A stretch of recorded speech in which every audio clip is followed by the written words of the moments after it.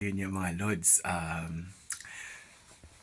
tumawag nga pala yung misis ko, para sabihin na umiiyak daw siya.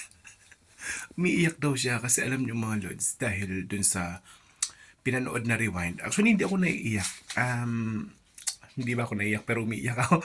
Hindi alam niyo mga lods, hindi ko rin expect na maiyak din ako dito kasi ang ganda talaga ng pagkakagawa ng pelikula.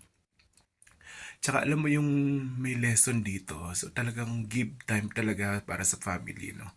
Yun, naghalo yung sipon at tsaka yung luha ko kasi nakakaiyak siya kasi ang lesson dun is yung parang talagang dapat magmahalan ang pamilya, dapat bigyan ng time, yun, at para hangga't hindi pa huli ang lahat yun. Yun yung nakapagpaiyak sa akin dito kasi parang alam mo yung,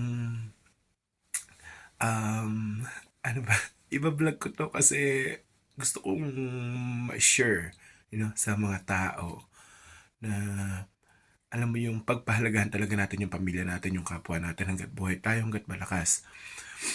Um, the best yung pelikula, the best yung movie.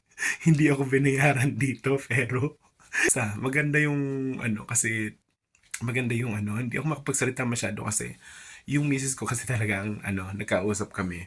Sabi niya panoorin mo. So pinanood ko naman. Ayun, nun pala, maiyak din pala ako. Kahit kahit pinipigilan ko talagang maiyak, talagang maiiyak ka talaga. Sobrang ganda ng movie, ang galing ng pagkakagawa niya talaga, sobra. So yun lang mga lods, naiyak tuloy ako. Thank you so much sa panonood ng aking vlog na 'to. Talagang sa mga hindi pa nakakapanood, panoorin niyo. Hindi dahil sa pino-promote ko yung movie pero talagang the best, maganda talaga yung pelikula.